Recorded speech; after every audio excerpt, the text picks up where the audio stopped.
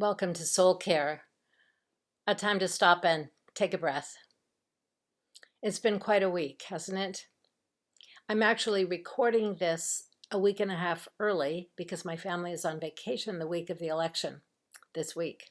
I wish we could be together today on November 6th because I would love to talk to you about your hopes, your fears, your disappointments, whatever has happened due to the results in terms of your life and your aspirations. No matter whether you are a Democrat or a Republican, no matter whether you are a liberal or a conservative, you may have voted for someone who got elected and you still might not be entirely satisfied. We've been living with tremendous tensions this year leading up to this point. Not only the election, also the virus and the Supreme Court and racial unrest and this political campaign. We're divided as a country, and we are both disillusioned and angry about that division.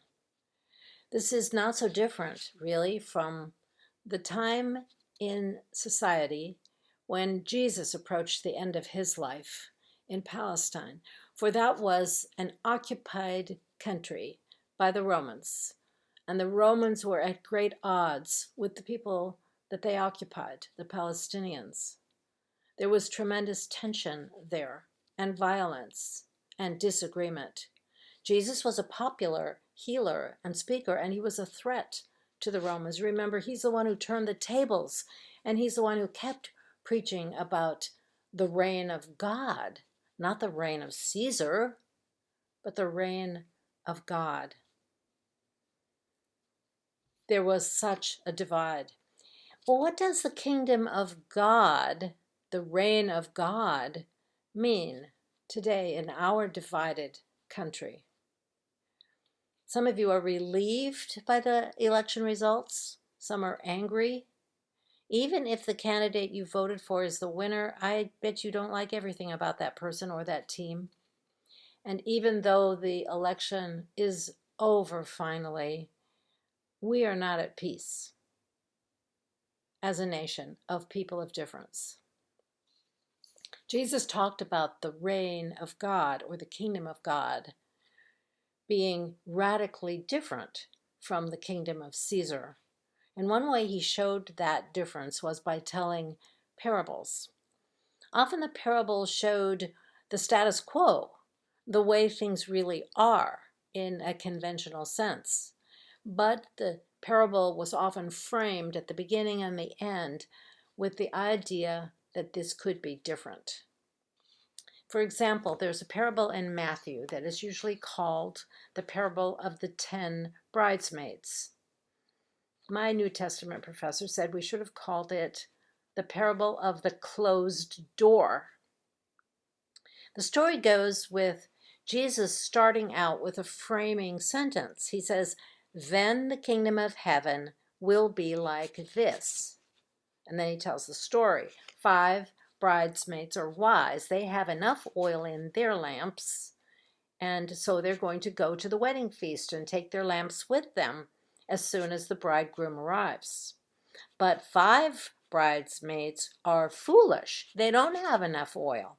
They haven't filled their lamps, and so they can't go. When they ask the wise bridesmaids to share their oil, they refuse. And the wise ones enter the banquet first, but the host closes the door on the others.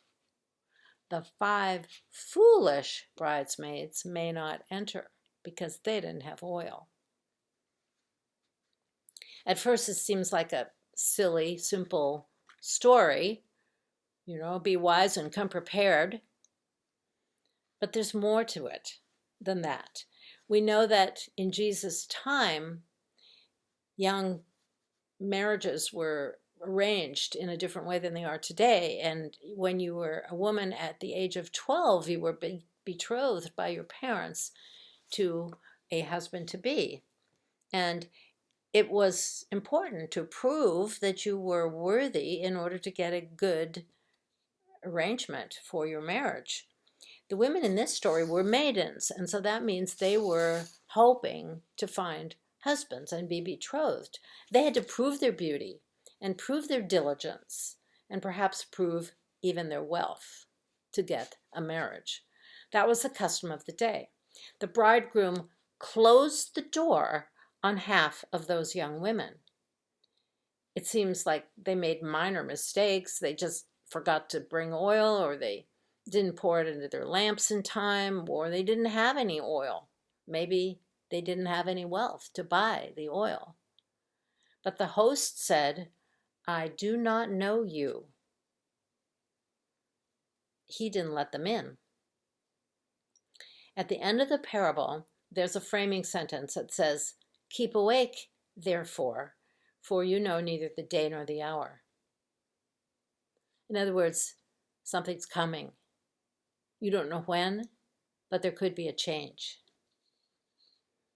I think Jesus is saying that the customs of the day need to change.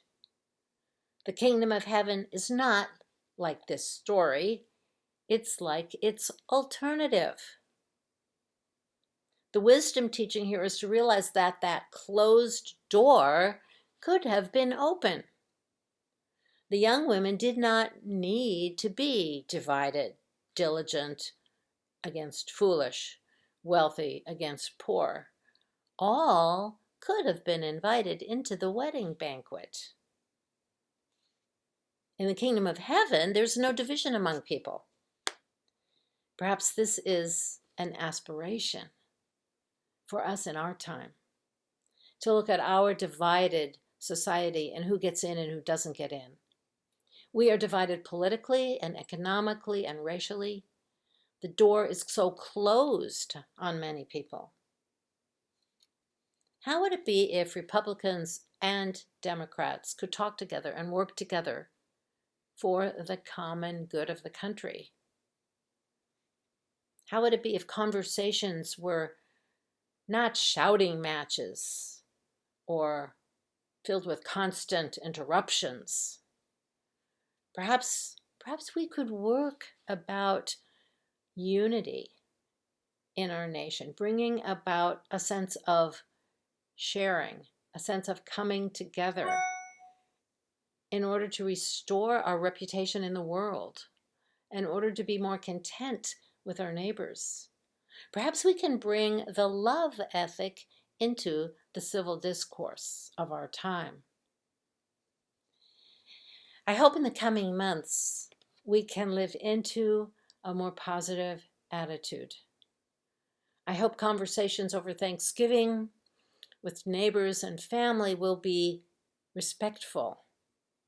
I hope when we turn the page on the next calendar year that we will put animosity behind us. I hope we will figure how to be people who hold the door open for others.